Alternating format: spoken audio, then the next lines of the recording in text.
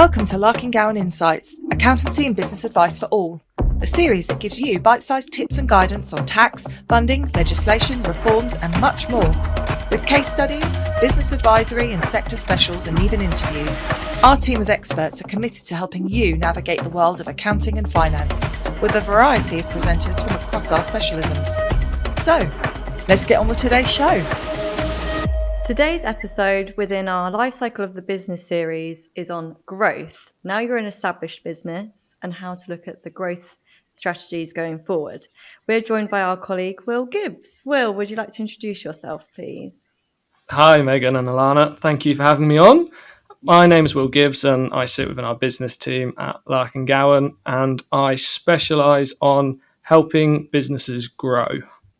Will, there'll be many business owners listening in today where they are part of an established business. They're now looking at growth and how they're going to achieve that. What are the first steps of any business wanting to grow?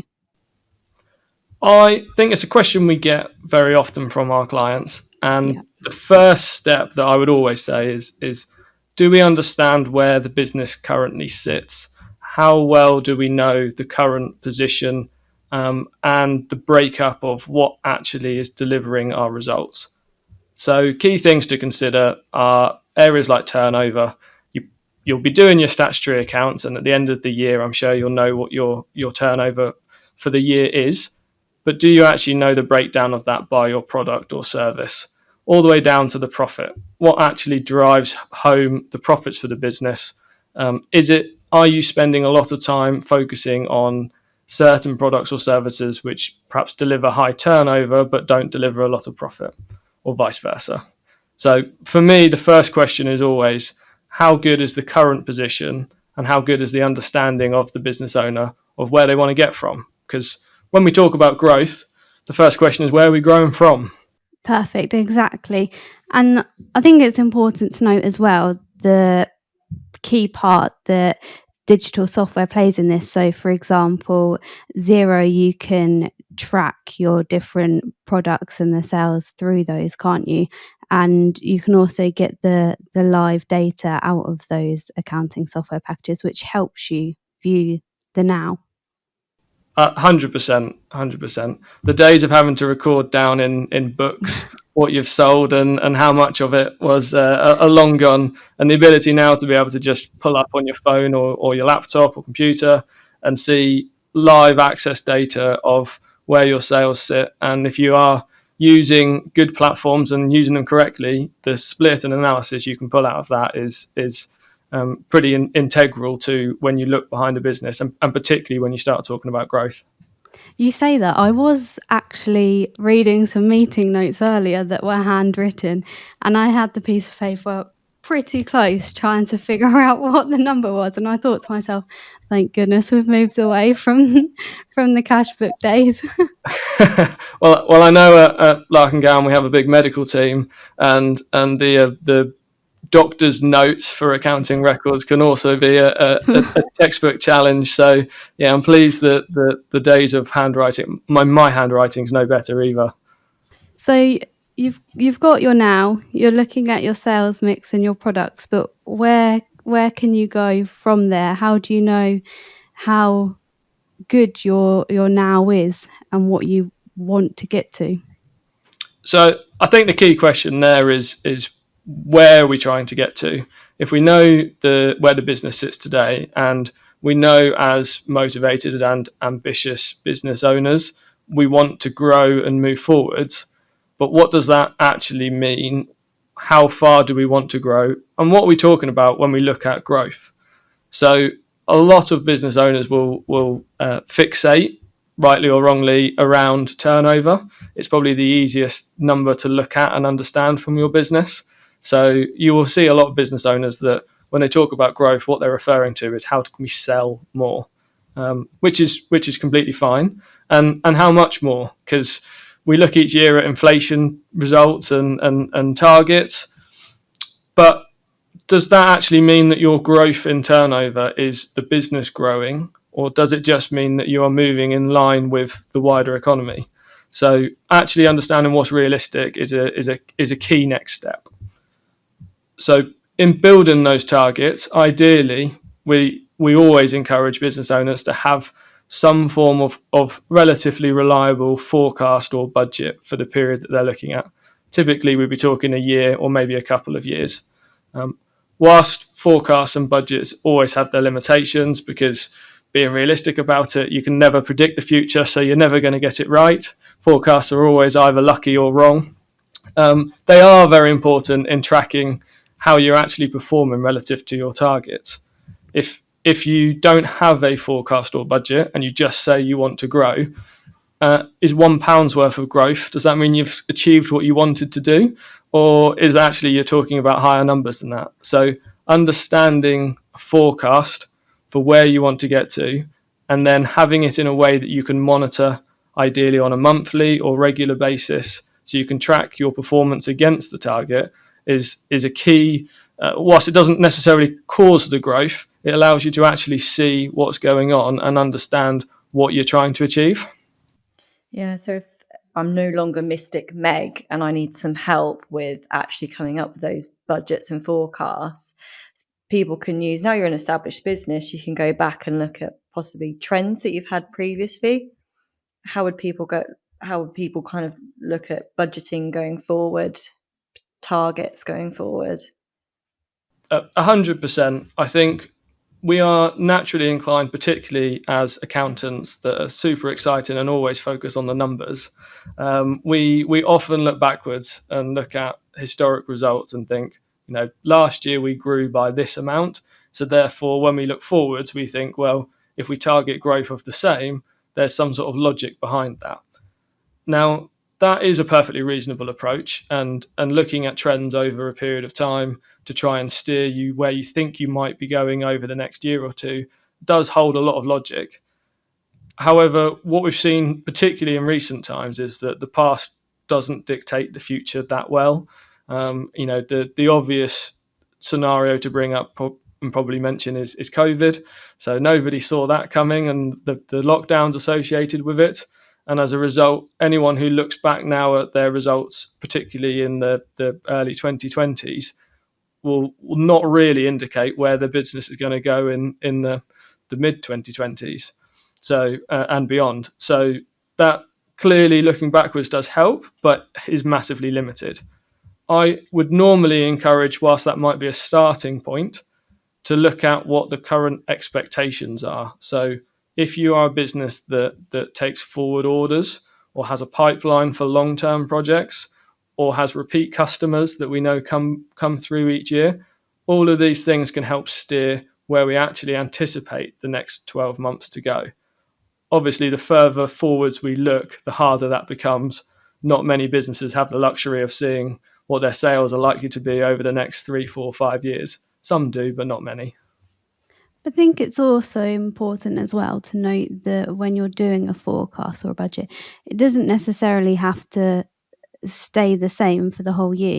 You can review that halfway through. For example, some of my clients will get halfway through and then they'll look back on the previous 6 months and then incorporate some of that in the next 6 months. So I think, do you want to just talk on the benefit of doing that as well? It's very sensible. The only catch is we don't want to update our forecasts continuously, because they then don't actually become a forecast. They become just a comparison of what we're actually doing. That said, definitely updating is a key and clear action to take when it looks at reporting and growth and seeing where you go. 6 months is quite a reasonable time frame. Quarterly is another one we see with a lot of clients, to look back and see how they're doing against their budget and then revise. And I think all of it stems back to when you first make that budget or forecast, you're trying to predict the future. We're relying on Mystic Meg to come up with her ideas. So the more we can move forwards, the more we can look at actual data to remove some of the mystique or glass ball optimism that we're trying to build in. So updating is key, and also you don't know what's around the corner, so it does have the added benefit of being more reliable the further through you go. I suppose you say that you don't know what's coming around the corner. For anyone who might be maybe a construction business that's listening to this, perhaps they've entered into a contract and actually they're going to see huge growth and they need to look at the figures below the turnover. So how are they going to actually resource that? What can we help people with, and what other considerations do people need to have when they're growing that turnover figure, that top line? What's the impact on the figures below it? So this is where historic data becomes a lot more useful. So I have my reservations about when you look at turnover, how reliable the historic results are. However, typically as a business grows, the cost breakdown to deliver that turnover is probably going to be broadly in line. What I mean by that is if you are a business doing turnover of £100 and it costs you in staff and raw materials or equipment, it costs you £5 to deliver that. As the business grows, you're going to need probably the same proportion or a similar proportion of those costs to enable you to achieve the turnover. And looking historically at the makeup of your costs and the percentage of turnover they make up is a really good way of steering that once we hit growth and hit these turnover of however much we want over the next 12 months, what costs are we expecting to see behind that? And then from those costs, you can work out what does that actually mean. So if my staff costs are going to go up by 50%, because that's going to enable me to grow my turnover, then 50% increase in staff costs probably means I'm going to need some more headcount in the business. So how much does that actually equate to? And how can I then start recruiting and attracting those staff members? It's clear that on the cost front, historic results massively important. And you don't have to follow them by the letter. It just gives you a guide that as you build your forecast, you can look through and plan backwards. Yeah, so anyone listening to this, they might be a large business or they might be a smaller business, but it's key for whatever size you are, isn't it, to plan ahead, look forward. Can you actually meet that demand? Because now you're an established business, you've got a bit of a reputation and you want to keep that, don't you? You want to make sure you can fulfill all of those orders that you might be promising. I suppose communicating with your people, if it's kind of service based, making sure that they're ready to take on the additional work. If we've covered understanding where your business is to start with and now looked at forecasts, probably this stems on nicely, Megan, from your question onto maybe a third area, which is understanding what the limitation or the limiting factor of the business is. Yeah. So exactly as you say, it may be some businesses are in a position where they can increase the demand or turnover relatively easily. They can sort of flood their market by just offering more, but actually maintaining quality and being able to deliver on those promises might be particularly challenging. So a key there is understanding what is it that actually is prohibiting the business from growth. In that scenario, we looked at perhaps maybe people. If you can increase turnover, but you don't have somebody there to be able to produce that product or provide that service, then signing all these customers up and saying we're going to come and do this work for you isn't actually going to be able to deliver long-term growth for the business. It might be very short-term, look good, but suddenly the wheels will fall off when you haven't got the resource to be able to deliver on it. Other key limiting factors might be around sort of the flip side, where we look at sales. So some businesses spend a lot of time, and business owners spend a lot of time and energy in trying to drive home more sales, and they actually have already planned and built the platform to be able to deliver on those sales. But it's a lot easier to go out and say, I'm going to sign up 10 new customers today than it is to actually go and do that. Yeah. Or it could be cash. That's probably the third biggest one that I think we see from a lot of our clients. Actually having the ambition and understanding that to grow, we need to open a new site or buy some new equipment, or whatever it might be. And actually the reason why we can't go and do that today is because we don't have the cash in the bank to be able to afford to go and do that. So I think understanding what your limiting factor is massively important to enabling you to actually achieve the growth targets that you set out in your forecast. And we spoke about sales and a business's costs, but also looking at that limitation of cash, it's also important for businesses to look at, for example, their cash flow and their expected outgoings. Megan, you touched on like a construction business that might have entered a contract. Presumably they'll have their estimated costs, so then they can bring that into a cash flow and start to look at what they're expecting in, what they're expecting to go out, and whether they actually can fund this growth. Definitely a key area to consider. I think the old adage of turnover is vanity, profit is sanity, but cash is king is getting more and more apparent, particularly in the, I suppose, more challenging trading conditions we've probably seen over the last 12 months or so. So definitely cash is a key area to consider. And ultimately, if we had all of the money in the world, then probably the other limiting factors would go away. I.e., if you're restricted by not having enough people in your business, but you have unlimited funds, well, you could always just turn around and pay everyone a fortune. You'll probably have a queue out the door of people wanting to join the business. So arguably, every limiting factor does stem back to cash in some form. So 100% understanding the cash flow requirements of a business, particularly through growth. So I suppose if I pick further, Alanah, on that scenario with a construction business, is that typically the equipment investment required for most construction businesses as they grow can be quite sizable and chunky. Yeah, So manufacturing businesses as well. exactly. So equipment for these types of businesses is sort of vastly expensive. So turning around and just, buying new trucks, tractors, equipment, factories is not cheap. And you don't have to do it every year. They don't happen as regularly as that. But you do have to budget in, okay, how are we going to be able to afford that when we need it? We might be able to grow a little bit this year based on the resources we already have. But if we don't factor into that, we need to stockpile some form of financial power to be able to go and acquire what we need next to continue this trajectory. Then you will come unstuck when you reach the next level. Definitely. And for example, if you're stuck in a contract, you get partway through, you're not finished, and you run out of funds, you're mid-contract. You're gonna have to then look at other ways to get that money in, and that's when you can start to get expensive financing come into play, and you've got the interest costs, finance charges that come with that, and then you've then got additional costs that are coming off of your sales. There are many ways you can raise finance. There are lots of options in terms of loans and what they're secured against, and different providers at different rates. But fundamentally, yes, as soon as you try and raise any debt finance, it's going to incur costs, which is going to put further strain on the business. So you have to weigh into consideration what are the results likely to deliver from this investment, and do they outweigh the costs and risks associated with perhaps the debt that we're talking about. And if they don't add up, if the numbers don't make sense, then I would always be advising that doesn't sound like a sensible business decision.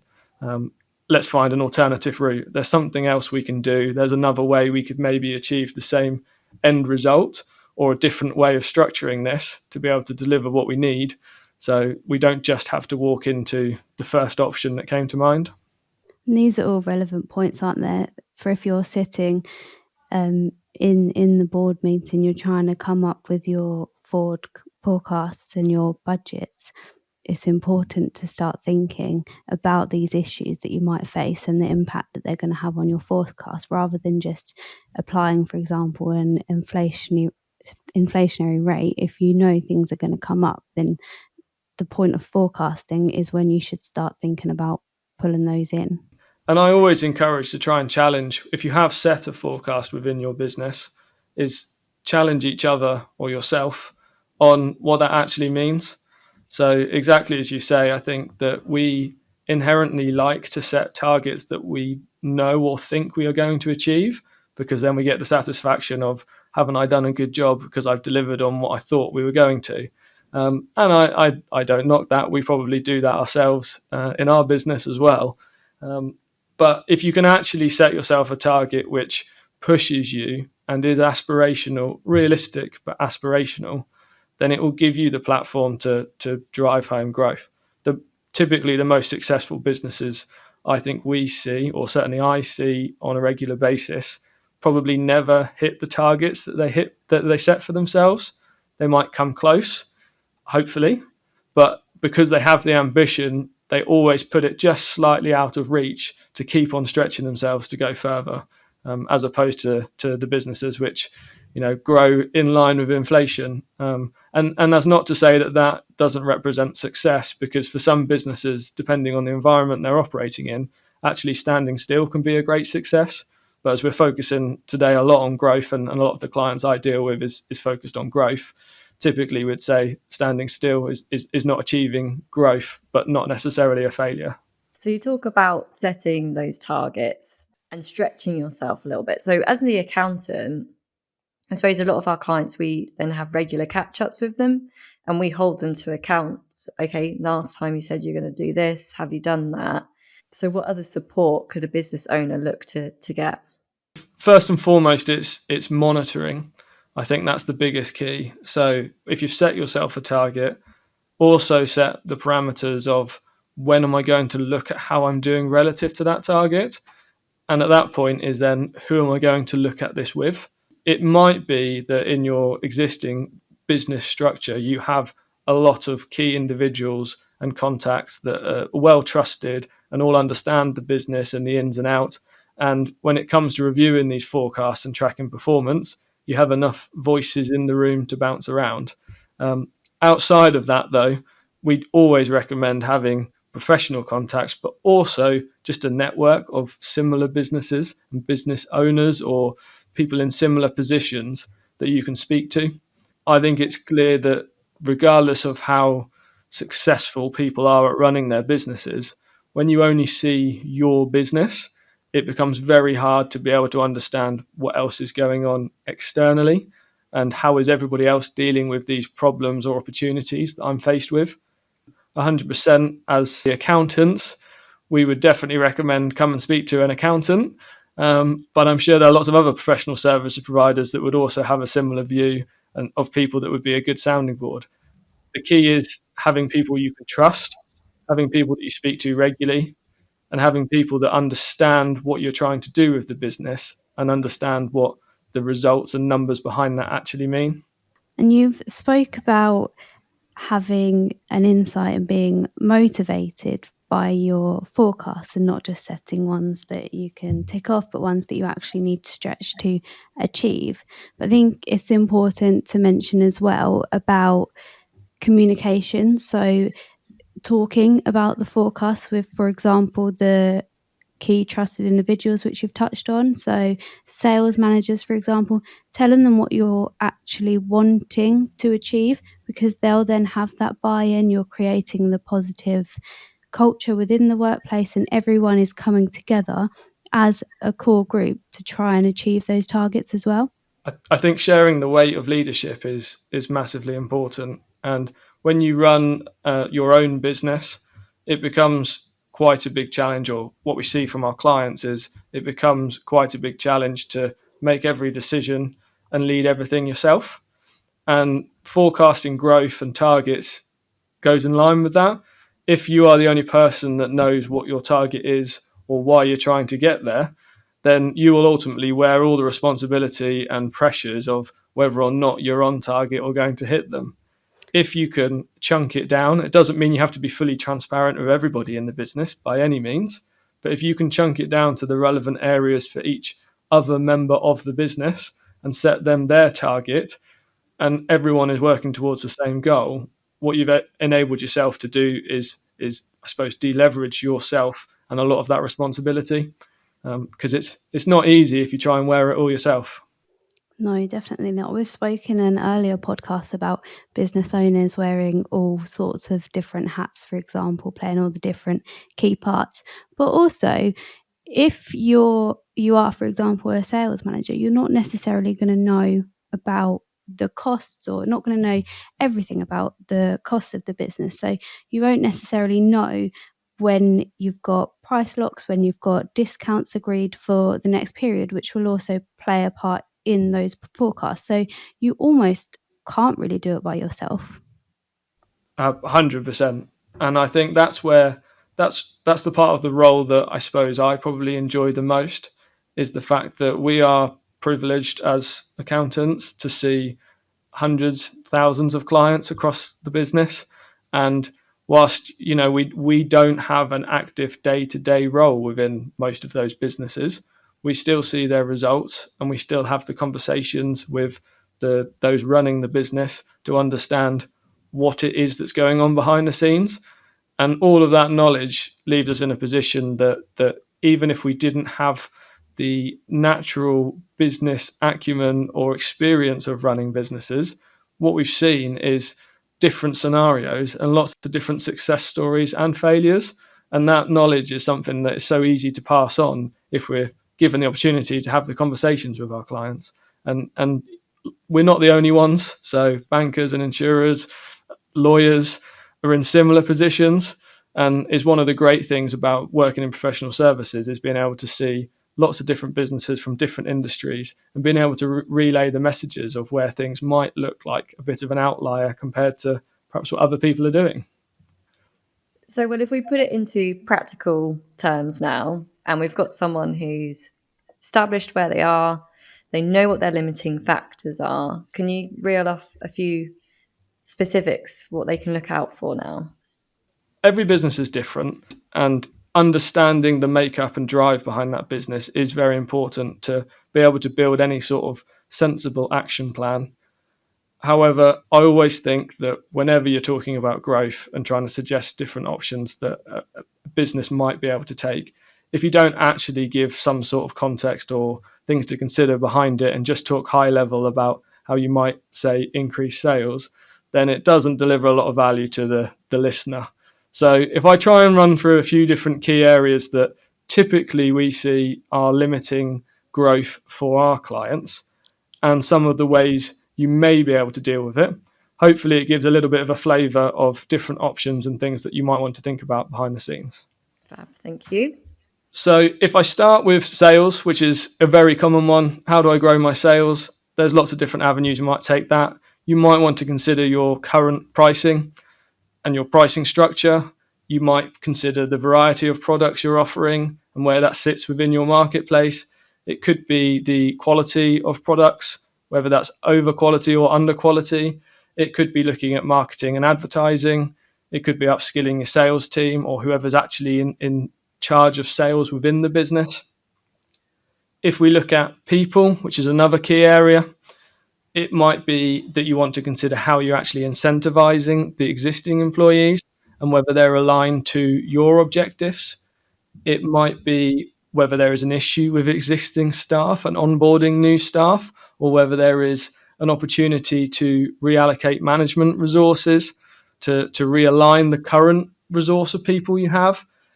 It could be looking at alternative locations for workforce to attract a larger workforce, and that could now be remote or overseas. It could be looking at the work style of the staff or the process they undertake. All of these might help reduce the burden on a people-related limiting factor. If we look at cash, then I'd always recommend considering the payment terms you give your customers and also the payment terms you receive from your suppliers. Both of those might be able to be supported to reduce the cash flow burden. Ultimately, a lot of that comes down to time. So how long does it take you to actually complete your product or service and get it out the door and get paid for it? If you can reduce that time window, then you're likely to have better cash control. It could be looking at debt or different ways you're actually raising finance within the business. It could be how you're extracting cash from the business or whether you are at all. If your limiting factor is around the process that you undertake, then key areas to consider are actually what wastes are in that process, both in terms of time and costs. And by waste, I mean things that you could eliminate and still deliver the same result. It could be looking at automation or AI and how you can perhaps invest in equipment, whether that's digital or otherwise, to support the process. It could be upskilling teams or upskilling your existing resource. Or if we focus more on back office within that, have you got too much admin and red tape in your current processes? Could you outsource more to free up time to focus on the areas that you want to? Is it slow decision making, probably caused by lack of quality information or not knowing where the business currently sits to decide how to move forwards? Or could it just be unaware of what others or competitors are doing in the marketplace? Most of these we've briefly talked around today, but they're key areas that for some people hopefully will spark a few thought processes of this might be a way actually that can help drive real results. There's so many, isn't there? So many things that people need to consider. And I suppose giving yourself the time, allocating a bit of time to look through all of those areas will be really important, won't it, to achieve your growth going forward. So yeah, thank you, Will. That's a really useful list. No problem. And I think it's also worth considering that there's loads of different things you can do with a business or change to try and help deliver growth. And some will deliver more success than others. And that will vary from business to business. And the biggest advice we can help support people with is which of these actually is likely to impact my business the most, because everyone would benefit from more sales. But if that actually isn't the biggest limiting factor on your business at the moment, then would you be better off allocating that time, that limited time you do have, to focus on another area that might enable you to deliver much higher growth? That definitely makes sense. So, Will, I'm going to put you on the spot now. We've started a little trend with the other episodes by doing a 3 top tips wrap up. So for any business that is starting to think more about growth, they're becoming more and more established, what would you say to them would be the 3 main things to think about initially? Good question. I would say, first of all, understand where you are. So know where the current position of the business in as much detail as possible so that you know where you're growing from. Then set your target of where you're trying to grow to. What is your forecast and budget? How analysed does that go into details? And why have you actually come up with those numbers? What's the motivation behind it? If you find that you're not actually motivated for that growth, then why are you trying to do it to start with? Pick something that does motivate you. And probably an area, I'm already going off on a tangent here, Alanah, sorry.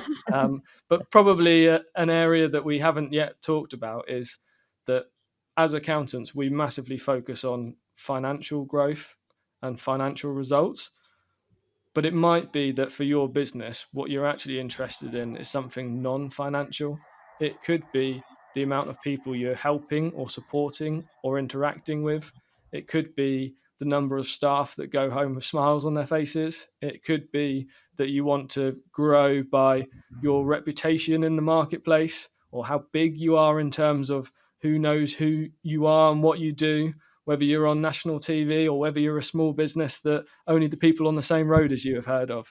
So there are lots of different things that can drive results. We just always inherently focus on the numbers because we're bean counters. I think that I've done 2. So my third, if I have to do one, would probably be actually then chunking that down, sharing the weight of that responsibility by sounding somebody out, whether that's professional support or otherwise, and actually saying, this is what I want to focus on. What do you think? Does this sound sensible to you? So they would be my 3 biggest takeaways for anyone trying to drive home growth in their business. Perfect. Thanks, Will, for joining us today. No problem. Thank you for having me. If you would like to get into contact with us and find out a little bit more about your growth strategy, all of the details are within the show notes. Thank you for joining us for Larkin Gowan Insights, Accountancy and Business Advice for All. Don't forget, you can find more information about today's topic and more about how our team of experts can help you in your business by visiting our website, larking-gowan.co.uk. Join us again next time for another fascinating insight into the world of accounting and finance.